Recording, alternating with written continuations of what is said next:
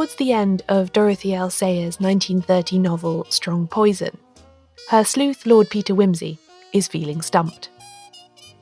He's tackled a tricky poisoning case with all the verve and enthusiasm that readers of the previous 4 Wimsey books had come to expect. He's dashed about London, planting spies in crucial locations and chivying Scotland Yard into tracking down the most obscure clues.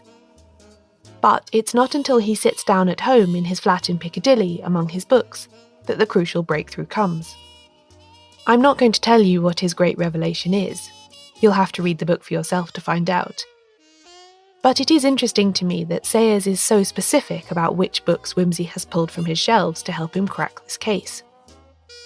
She tells us, strewn on the tables and chairs lay the bright scarlet volumes of the notable British trials: Palmer, Pritchard, Maybrick, Seddon, Armstrong, Madeline Smith, the great practitioners in arsenic. The rest of the story might be fictional, but these red books of Wimsey's are real. The author has given her detective a tool that contemporary readers might well have recognised. Volumes from a popular series of edited case reports from actual court proceedings. A kind of true crime recap that represents a crucial link between the fictional world of the detective story and the reality of famous murder cases. That's why, today, we're delving into the notable British trials.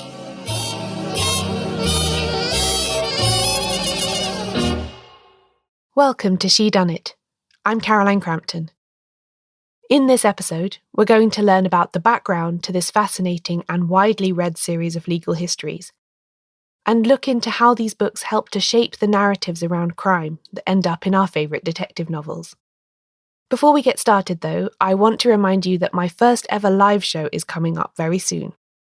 I'm doing a joint show with Connor from the Words to That Effect podcast, and we're going to be trying to do a complete history of detective fiction, from Edgar Allan Poe to Tanner French, in about 60 minutes. It's going to be a wild ride. There are 2 dates when you can see this.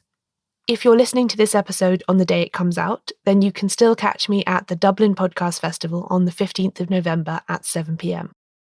But if you miss that, there's another chance to see the show at the Pod UK convention in Birmingham on the 1st of February 2020. Full details and tickets for both dates are available at shedunnitshow.com/events. And if you're coming to either, do tweet me on @shedunnitshow to let me know, because I'd like to arrange some kind of post-show meetup if possible. Hope to see you there.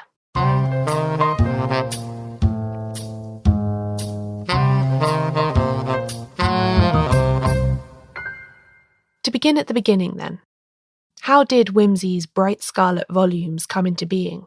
And how did they become so influential that even a fictional character had them on his shelves? To understand that, we've got to take a brief trip north of the border. The Notable Trials series was established by a Scottish publisher called William Hodge & Co. And actually, publishing was not their main line of business. The firm was originally set up to provide shorthand note takers for the courts in Scotland, and they then branched out into publishing as a sort of sideline, really. But the publishing is the thing that they're most remembered for now. And they published various kinds of material, some related to legal matters, some relating to Scotland, so biographies of historical figures or travel books about Scotland, this kind of thing. But in 1905, they set up a series called Notable Scottish Trials. And what this series did was it looked back to famous trials from Scottish history. So not recent trials, but 19th century and even earlier trials. This is Dr. Victoria Stewart, reader in modern and contemporary literature at the University of Leicester. She is particularly interested in the relationship between true crime narratives and detective fiction, and her 2017 book, Crime Writing in Interwar Britain, Fact and Fiction in the Golden Age, is the result of her work in this area. Although trials are, then as now, generally open to the public, the creators of this series recognised that spending days on end in the public gallery was not necessarily a practical thing for everyone who might be interested in legal matters to do. Of course, there were plenty of newspaper reports of sensational cases, but it was harder to access the full facts of what occurred in court. The books were therefore put together with this in mind. What you got in each volume was an edited transcript of the trial where that existed, and sometimes they had to patch together different kinds of sources to produce that narrative. And each volume also included an introduction which would explain why this was a notable trial, what the key points of legal interest might be. Now, those introductions were sometimes written by people who were lawyers, who had legal qualifications. And they were aimed at quite a wide audience. The hope for this series was that they would be of interest to the general public. So it was an alternative to give people a sense of how the justice system worked, really. The series was popular, and in 1915 it was expanded to include trials from England as well, and was renamed just Notable Trials. As well as looking back to key cases from history, it began to cover recent cases that readers would have been familiar with from news reports. In the 1920s and 30s, that's when the series was really at its height. So at that period, what they were doing was partly continuing to publish historical cases. And in fact, some of the cases that had first appeared as Scottish trials were republished, actually given fresh new introductions, and appeared under the Notable Trials series. But they also started covering very contemporary trials. And in some cases, a volume might be appearing 18 months or 2 years after the actual trial. That period in the 1920s and 30s, of course, is what we refer to as the golden age of detective fiction. And it's when major novelists from the genre like Agatha Christie, Dorothy L. Sayers, Marjorie Allingham and so on were beginning to publish their best-known works. Given the public interest in reading about fictional crimes, it follows that a non-fiction series with a similar subject matter would also find an eager audience. By this time, it was James Hodge, the grandson of the original Hodge that started the company publishing Notable Trials, who was editing the trial transcripts and commissioning the introductions for new volumes. He started to look beyond the legal profession, deliberately crossing the boundary between those who dealt with murder only in fact, and those who worked with it in fiction too. What happens when the series expands is that the pool of people providing introductions expands. So more general authors and writers who have an interest in crime and criminology start to be brought in to provide introductions. So one person in particular who does this, who I'd mention, who has quite a long-standing association with the series, is F. Tennyson Jessie. And if she's remembered at all these days, it's probably for her novel A Pin to See the Peep Show, which was published in 1934, and itself draws on elements of the Bywaters and Thompson case from the 1920s. I talked about that case in detail back in episode 7 of this podcast, titled Edith Thompson, if you're interested to learn more about that sensational murder trial, and the way F. Tennyson Jessie imported aspects of it into her fiction.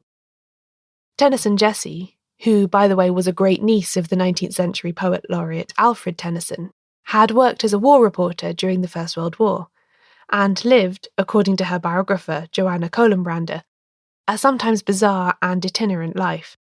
Her husband had a very complicated personal life of his own, and for the first 3 years of their marriage, they lived as if they were having an affair rather than as husband and wife, sneaking around hotels in disguises. But despite all of her personal turmoil, and there was a lot, I recommend reading a biography of her, Tennyson Jessie produced crisp, original introductions for the Notable Trials series. She wrote introductions for half a dozen volumes from the 1920s right through until the late 1950s. The first one she did was actually to provide a new introduction to the volume on Madeline Smith. And the Madeline Smith case was a very high-profile case that had taken place in Scotland in the mid-late 19th century. And this was a case where a young woman had been accused of poisoning a man who turned out to be her lover. And this was very scandalous because she was from a respectable family. And she was put on trial. And the verdict that came back was the Scottish verdict of not proven, which essentially means we think you probably did it, but we don't have enough evidence to say so beyond reasonable doubt. So it's a verdict that leaves a shadow cast really over the defendant. And F. Tennyson Jessie's angle on this trial in the late 1920s is rather different from the angle when the volume first appears in 1905. And she's quite interesting about what it might reveal about women's positions in the Victorian period and how things have changed or not since then. Another important indication of how popular the Notable Trials series was came in the 1940s, when Hodge & Co. did a deal with Penguin to produce anthologies of the case introductions that could be sold cheaply for the mass market. Now, Penguin had been founded in 1935 and from the outset had a very strong crime list, mainly focusing on detective fiction, but they also published non-fiction books about crime as well, things like retired detectives' memoirs, that kind of material. And quite early on, in 1937-38, Hodge and Penguin start negotiating about Penguin maybe doing some kind of series of the trials, because up until this point, these were quite expensive books to buy, and you'd be more likely to borrow them from a library, really. 1941, the first one appears. And these are omnibus volumes. Each one contains 4 or 5 of the introductions from the Notable Trials volumes. So what you get is the familiar Penguin paperback, and it has 4 or 5 essays. And for each one, they tend to choose a range of cases. So there might be some historical ones and then some more recent ones. And they produced in the end, in total, there were 10 of those. When I first read them, I didn't realise that each of those essays had originally been attached to an actual trial transcript. They didn't have to do an awful lot of editing to make them readable as standalone essays. And they're a really interesting glimpse of what people at the period felt were notable criminal cases. And there'll be more on that after the break.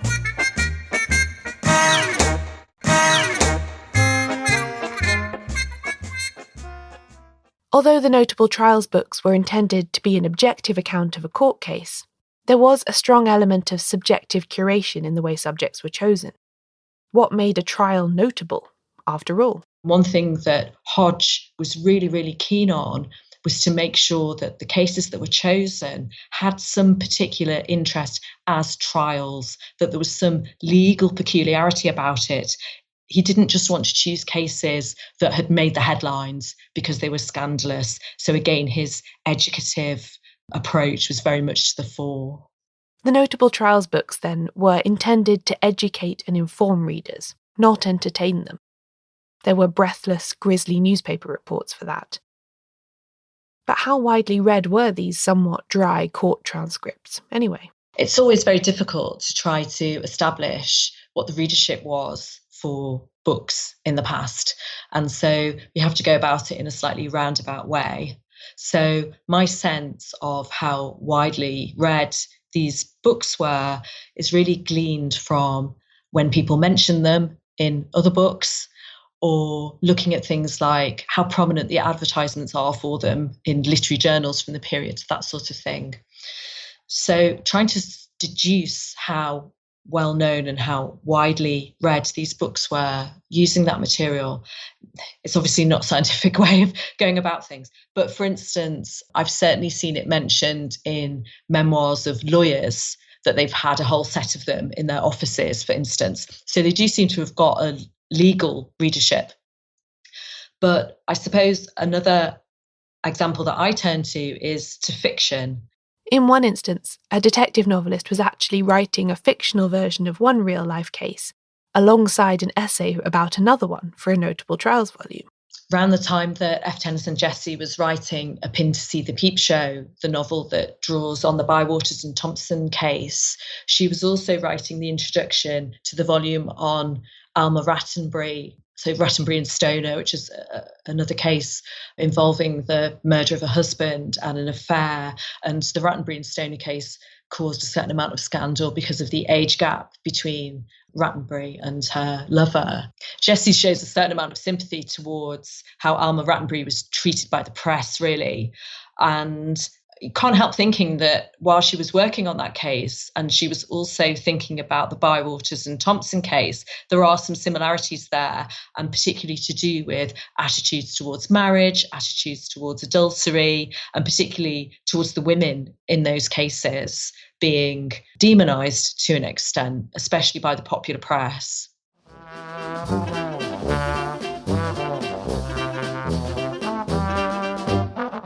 The Rattenbury case from 1935 was of great interest to another detective novelist too. In The Anatomy of Murder, a collection of non-fiction essays about real-life crimes written by members of the Detection Club and published in 1936, Anthony Berkeley, under his pseudonym Francis Illis, writes about this case too. The relationship between adultery and murder was a theme that Berkeley came back to many times in his fiction, such as in 1929's The Poisoned Chocolates case and the 1931 Francis Illis novel Malice Aforethought. In her book, Victoria posits the existence of what she calls a shared canon of classic crimes, which the notable trials books helped to fix in the public mindset, and with which writers like Berkeley, Sayers, Tennyson Jesse and others were in dialogue, in both their fiction and their non-fiction writing. Others made this connection too. In his 1946 essay Decline of English Murder, George Orwell identifies what he calls our great period in murder, our Elizabethan period, referring to the years between 1850 and 1925. The famous crimes from this time are, quote, murders whose story is known in its general outline to almost everyone, and which have been made into novels, he says, making explicit that connection between accounts of real-life events and crime fiction. Orwell is partially writing about sensationalist newspaper coverage here, but he does also refer to verbatim accounts of trials too. It's clear that texts like the notable trials books have contributed to the creation of these famous murders. As we've already seen with Peter Wimsey reaching for a volume from the series to help him solve a case, these books were thought to be well known enough by the general public to merit casual inclusion in detective fiction. As well as in Sayers, there's a reference to them in Gladys Mitchell's Death at the Opera from 1934, when a victim is described by a colleague as, quote, just the sort of woman you read about in the Great Trials series, you know, morbid and quiet, with all sorts of repressions and complexes. In other words, she was the type of woman who would get herself murdered in a way that will attract a lot of attention, some of it of an unwholesome nature. And the Great or Notable Trials rubric provides an excellent shorthand for that.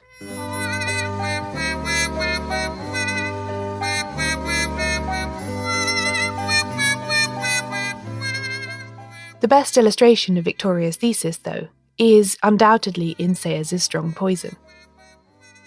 There's an added layer of connection there, since Harriet Vane, the woman accused of poisoning her former lover, is a detective novelist herself.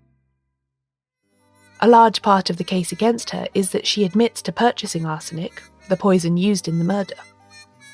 She says she bought it in order to test how easy it is to acquire such a substance, as part of the research for a new novel. She also freely admits to having accounts of famous poisonings on her bookshelves, also as research material for her writing, she says. As a defendant in the dock, she becomes the subject of much media attention, a lot of it negative. As Mitchell's character says, perhaps Vane is also the sort of woman you read about in the Great Trials series. She seems to have all the potential to be the tragic star of a famous murder case that will be committed to paper and bound in that distinctive red livery. And it will be all the more shocking because of the fictional frisson of her profession and her defence.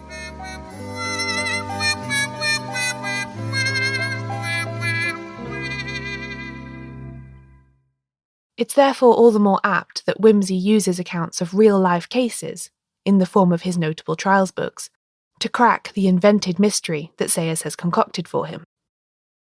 Fact and fiction meld together, until it's difficult to say whether it's art imitating life, or the other way around.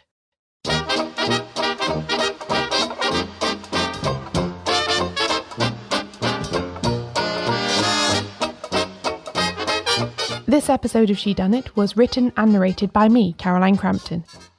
You can find out more about the podcast and everything it covers at shedunnitshow.com, where there are also transcripts of every episode.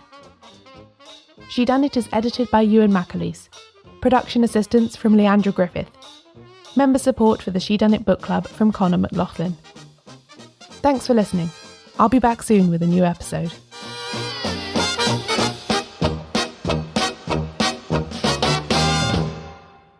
Next time on Shedunnit, The Competent Women.